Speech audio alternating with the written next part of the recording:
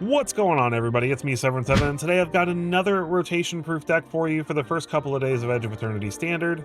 And here it is. We've got Rotation Auras. It is an Azorious deck based around Voltroning up a creature with sweet auras, drawing lots of cards, and making our opponents sad. So what are we losing for this archetype? So this is an established archetype. We're losing basically just lands for the most part. We are losing 2 sweet lands. So the land base gets a little bit worse, but it's not terrible. And honestly, I feel like the deck still runs perfectly fine with the land base that it has now. But the deck is based around a small creature package of Optimistic Scavenger, which is a 1/1 that gives us counters every time an enchantment enters. Inquisitive Glimmer, which is a 2/3 that reduces the cost of our enchantments, allowing us to cast a whole bunch in one turn. Silent Hall Creeper, which is our premium Voltron target as it's unblockable. A neat little combat trick with this is that because of the fact that the modes can only be chosen once on this, if you can copy another Silent Hall Creeper, you can reset those modes, but it lets us put counters, 2 counters on it. We can draw a card, and then the final one is that it becomes a copy of a creature, which can be super sweet if we end up having an Overlord on the field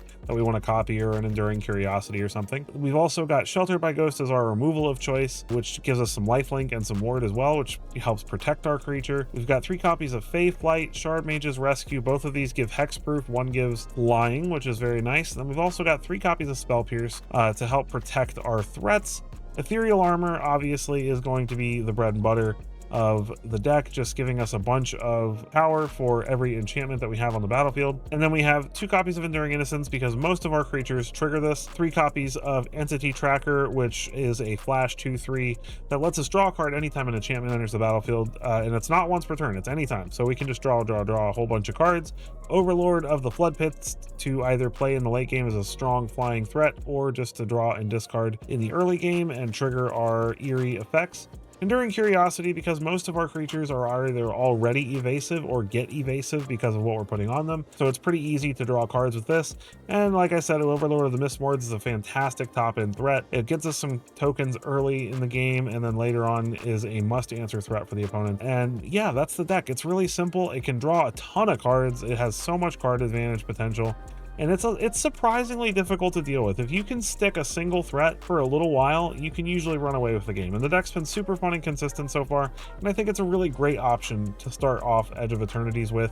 If you're looking for something that's not super expensive and that's just simple and easy to pilot, this is a very good deck for you. So we're going to put it through 30 games and see where we land. Let's get into it.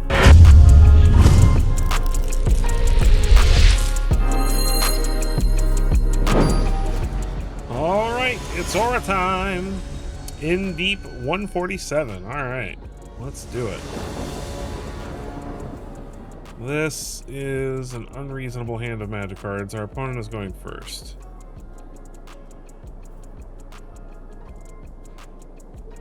We will take a mulligan.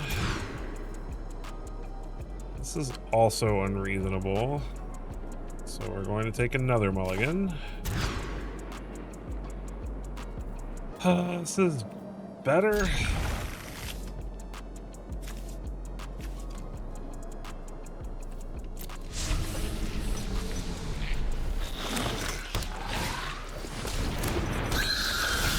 Great, another Auras deck.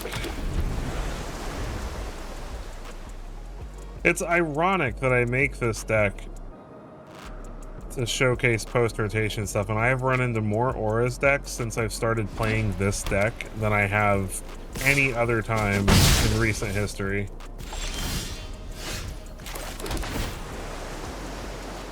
I mean, this draw could be going a lot worse. I think we're good on lands for now.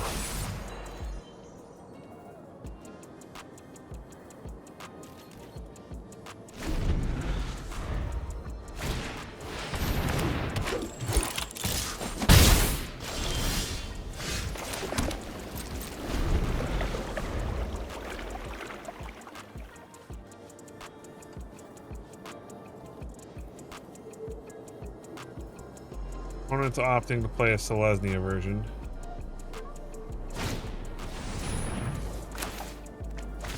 What does that make that?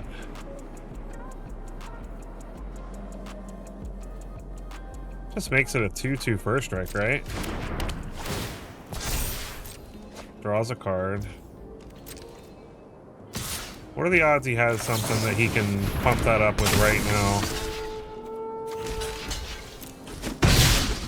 Nice. Got him. All right, so Island, Glimmer, draw card. Get in for 2. We turned the Small Defiance into quite a nice little, quite a nice draw here. Our opponent is lacking lands, so we are definitely showcasing that mulliganing is important. Our opponent's gonna scoop it up. So if you've ever wondered if mulliganing is important, there you go. Always mull until you have an actually playable hand. GG. All right, I cannot pronounce that name, but they are virtuous apparently, so we shall test their mettle. This is...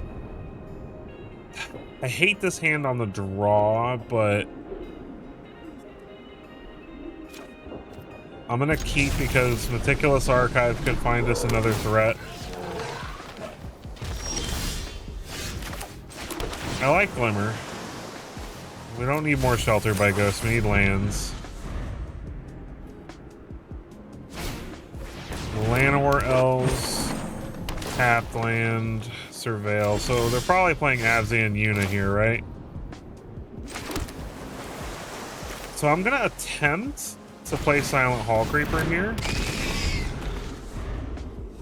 because I like playing Inquisitive Glimmer next turn better. So I'm in Fenrir. The opponent's gonna ramp again. I get a swamp. Let's get Starting Town down. Play the Glimmer. Get in. We're gonna put counters on it. But I'm comfortable with what we have in hand at the moment. I'm not dying to draw cards. I'm more interested in Spell Pierce if I need it.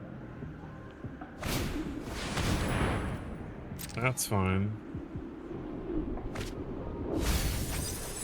Alright, he's got a knight in the graveyard. Yay! So glad I held that Spell Pierce.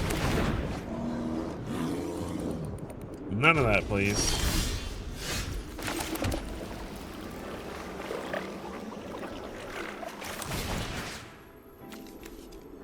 Alright, let's Sheltered. Snatch that. Play a Hallkeeper. Ethereal Armor. We're just gonna go full... Just... go hard. Draw a card.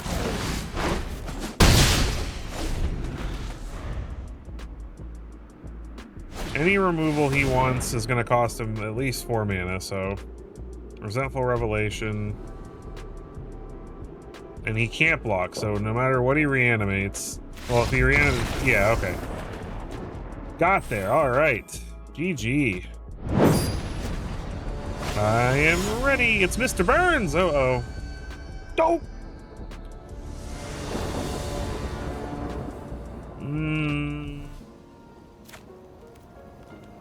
They're on the play. I don't dislike this hand that much. I'm gonna keep. I think we can find a third land quickly enough. There we go. Look at that.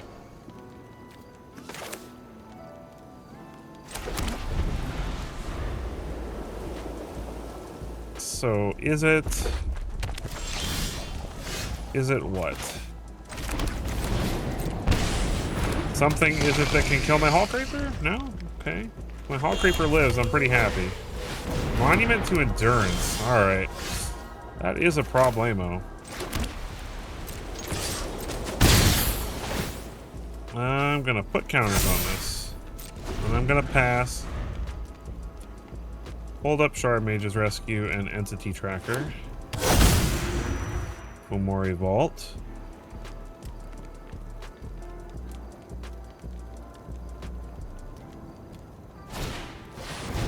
Another monument. All right. Tracker.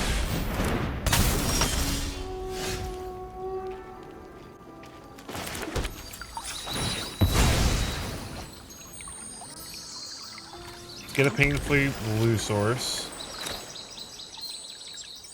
Go ahead and play Enduring Innocence here.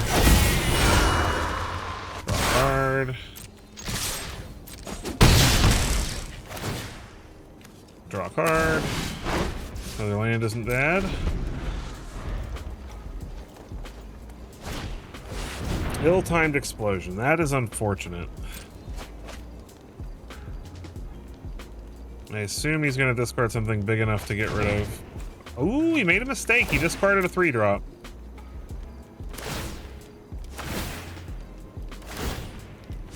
Wait, what was the second card?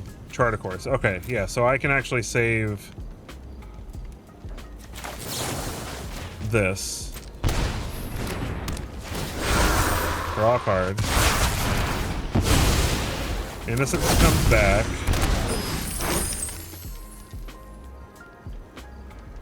It has hexproof, so we can't do anything about it.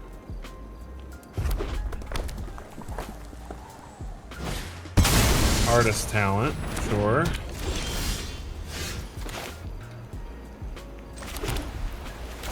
Next, I'm gonna play a Silent Hall Creeper. Draw a card. Attack. Becomes a copy of Silent Hall Creeper, so it resets when it does that. Fun fact. If you copy another Silent Hall Creeper, it gets all of its options back. Quite useful. Another monument to endurance. All right.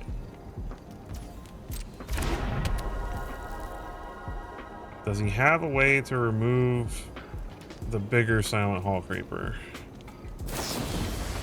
He does. Okay. That's okay. Discards Meringue River Regent. Makes a bunch of treasures or draws a bunch of cards. Something like that. Draw.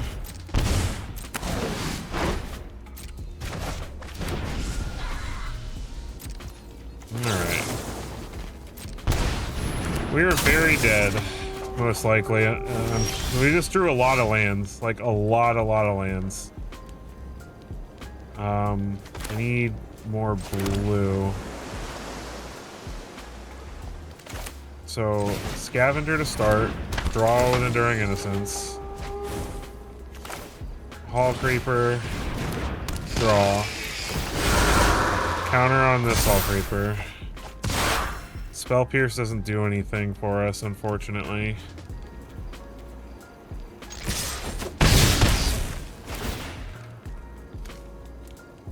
Draw.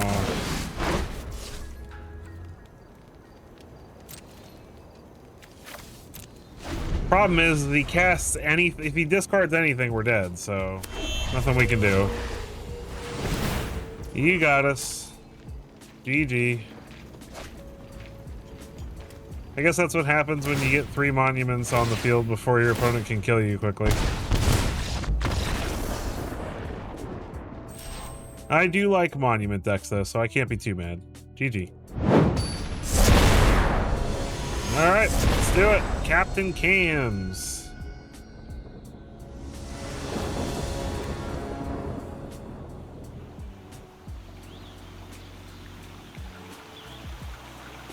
Alright. I can dig this.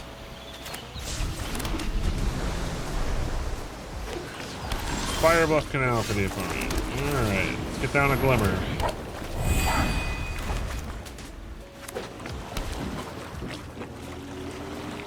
Does it live? Nope.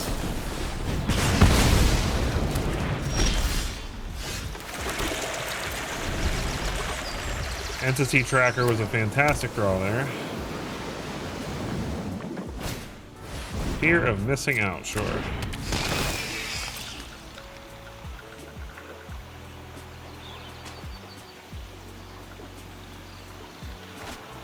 Want to discard the Fear of missing out.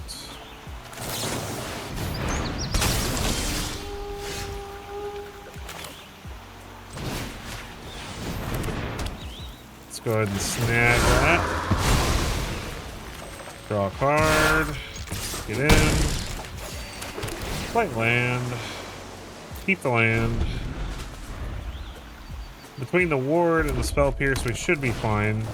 Cross eidetic memory. Sure.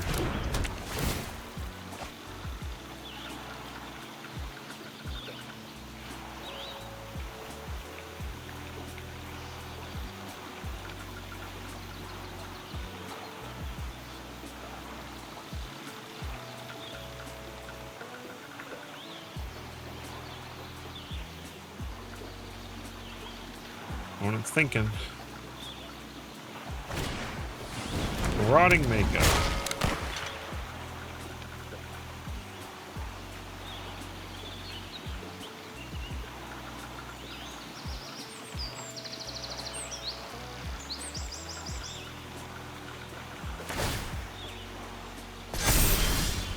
All right. Passage.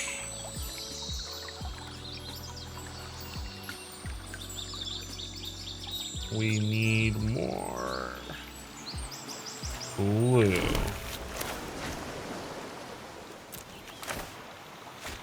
think we're gonna play Overlord of the Mistmores here. Draw a card. Make 2 flyers.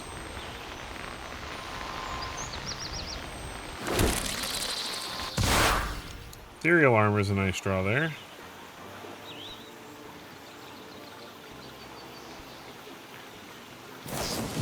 Opponent's gonna torch one of them, sure. Get in for 3.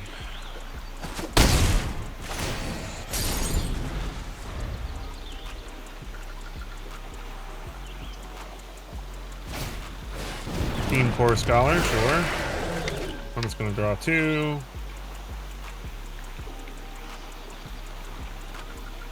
Discard 2. Counters on the Mako.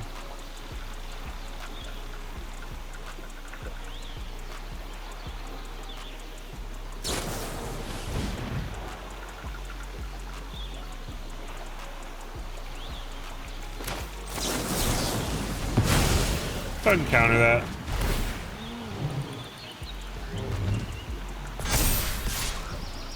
No blocks. Glimmer. Draw a card. Ooh. Sheltered.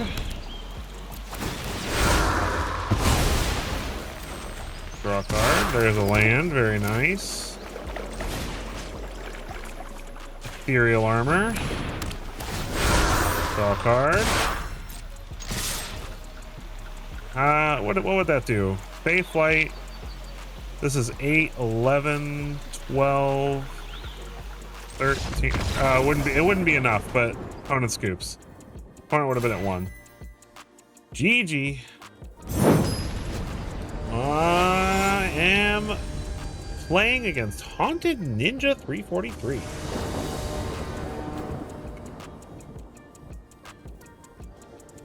This is a good hand.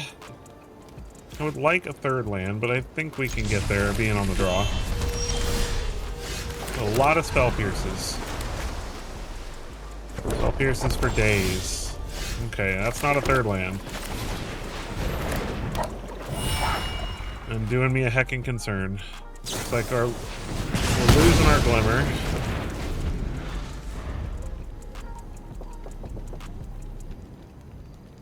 Fires of Victory from the opponent. Another Demolition Field. Well, I mean, I can play it and protect it with a Spell Pierce, but I don't really have any ways to trigger it right this minute. I need lands. I hate it. Every time I think I can get away,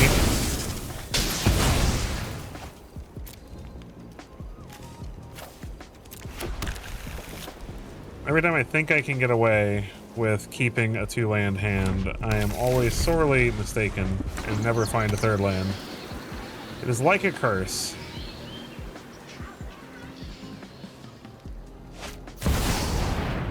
Yeah, no.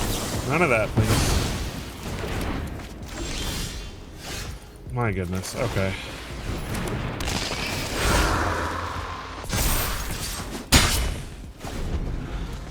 Can't just keep sitting here holding up spell pierces.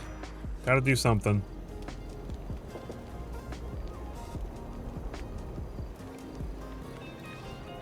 I swear, if I keep 3 lands, I'm fine. See, this is so frustrating. 2 Soul Cauldrons. If I keep a 3-land hand, I will draw all the lands I need for the rest of the game just fine. But if I keep 2 lands, it's just not in the cards. And the opponent has so much mana now that it doesn't matter that I have Spell Pierces. Oh my gosh, you've got to be kidding me. This is insane.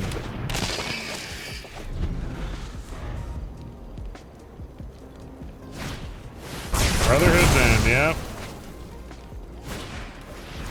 If I ever find a 3rd land, it's gonna be too late, but opponent keeps 2 on top. That's never good for us. Oh, I should have specified I wanted an untapped land. I'm sorry. My bad. And I have to take a white so that I have hope of casting this Overlord at some point. I'm just gonna sack the Candy Trail, gain 3, draw a card. We're so far behind at this point.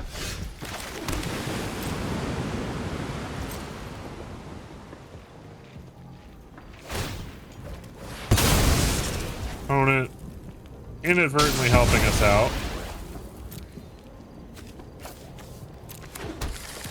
Because they want more colored mana. Not that I blame them. But now I can play Entity Tracker and Spell Pierce something.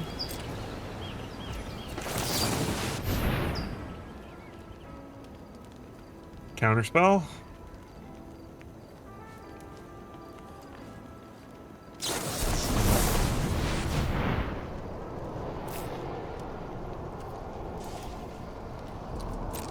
Guess I gotta let that go.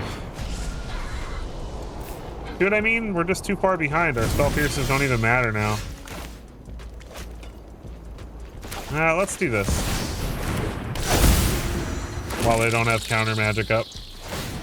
Get a threat going on the board. Give them something they have to deal with and that can be a problem later. Oh, it's a Nugan. Fate, if I intervene the wilds, shield my peace. Oh, what do I do?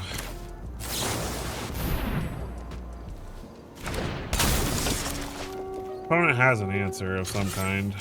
Why did I do that? I thought I let my auto tap for me instead of tapping the mana myself. That's what happened. I meant to leave a white open for ethereal armor, but no. Apparently, Insight is vital to success.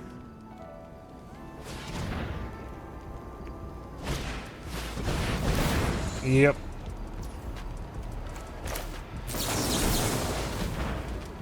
I'm gonna make him spend mana at least.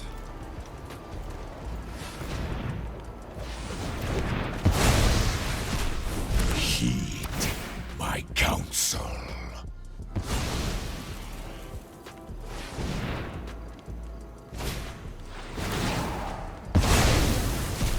All right.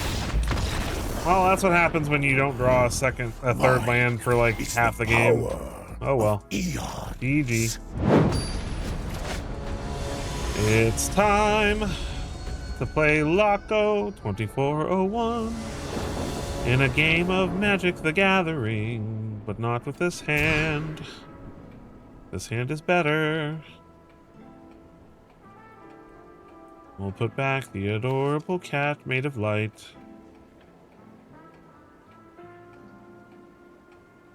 Alright, now you guys saw last game I kept 2 lands. And I never saw a 3rd land. Now, I will admit, I am playing 23 lands in this deck instead of 24, but I mean, that's not enough to cause me to consistently not be able to find a 3rd land. and almost this entire deck is 3 or under.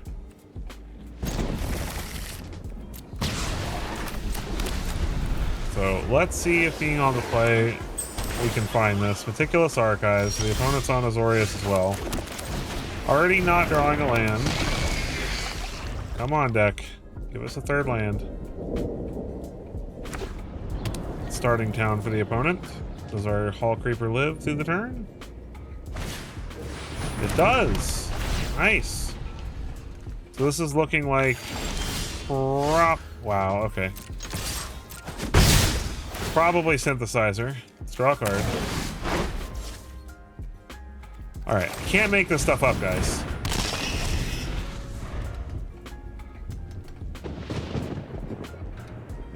Come on, 3rd land. Let me draw a 3rd land on curve. At least the opponent's not playing untapped land Synthesizer. Which is weird, because they have untapped land. Spring-loaded Saw Blades, sure. Okay, not on turn 3, though.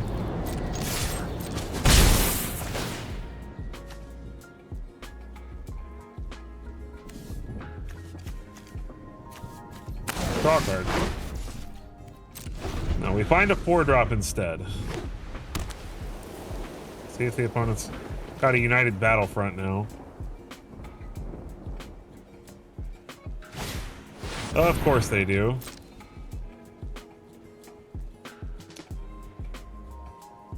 Boy, this is such a mess.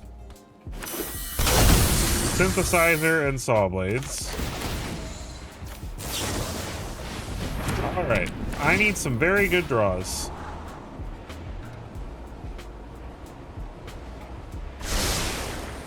Opponent put 2 on top, so we definitely have a clock.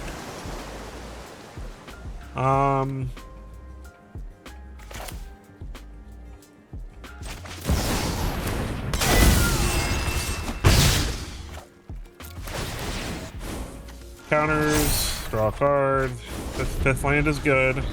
Alright, we gotta really get going here. That's annoying. That's really annoying. Opponent gets a robot. It's a big robot.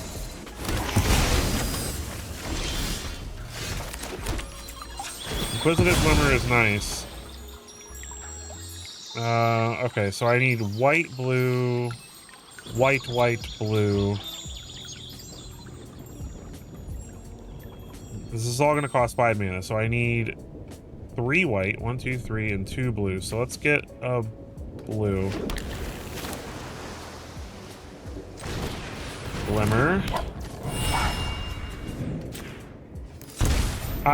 No, I did play this in the right order. Okay. Innocence. Blight. Get in for 5. Draw a card. Another Fate Blight. Okay. Another Synthesizer is very bad. They're gonna start getting out of hand real fast. 2 on the bottom. If they have another United Battlefront, we're probably just toast.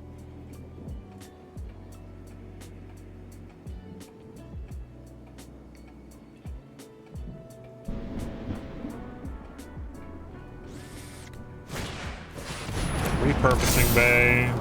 Make 2 more giant robots.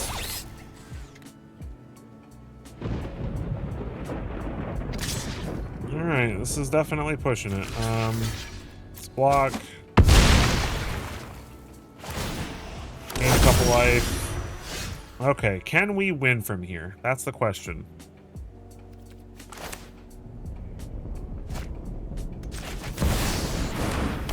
Draw 2, discard 1. That's a start.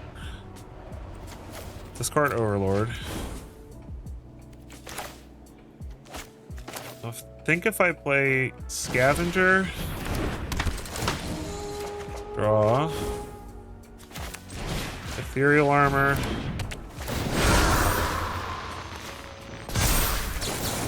all right, we found it. We found a line. Woo! Not a moment too soon. Boy, that was real close. Oh man, all right, GG. JS Bond. I like this hand.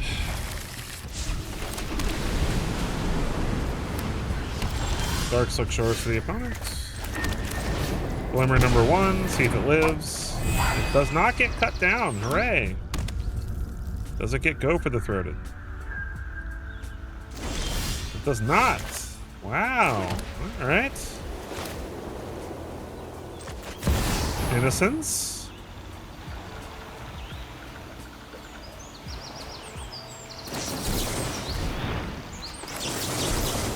Okay, I would like to have that on the battlefield, so get in for 2. Take the I'm gonna take the risk that he removes one of them. Bloom Lake Verge.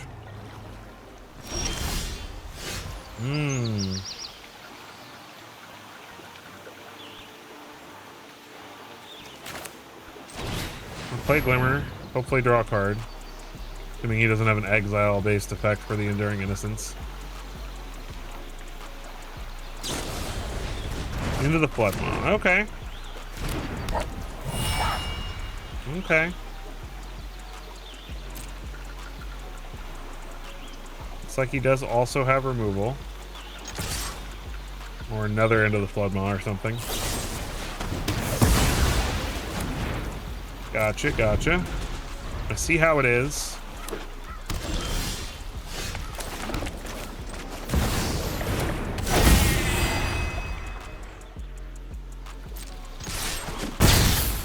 I'm not going to commit my auras until I know I can take advantage of them. Like that. Okay, I just win here, right? Sheltered. Snatch. Armor. Armor. Armor. That was ridiculous. I won't lie. That was a lot of ethereal armors in my hand. But I mean, we did win through removal and counter, so I can't complain. GG. All right, and we're back for the post-game wrap. So 30 games, 67%, a 20-10 win rate, got us out of platinum and into diamond and a little bit into diamond. The deck felt super good. It's very, very consistent, and it's very good at what it does. It runs the opponent over very quickly if they don't have an answer. It's probably one of the most punishing decks if your opponent does not have just a removal spell for every single thing you play. And even if they do sometimes, it's just not enough because we have so many ways to protect our creatures and counter their removal. And if we can stick even one threat, we can absolutely run away with the game. And the deck is pretty cheap. I mean, it's almost all commons and uncommons. Silent Hall Creeper is a rare. Enduring Innocence is a rare. Entity Tracker is a rare. Enduring Curiosity is a rare. And the only mythics that we have in the deck are the Overlords. And these are absolutely not 100% necessary.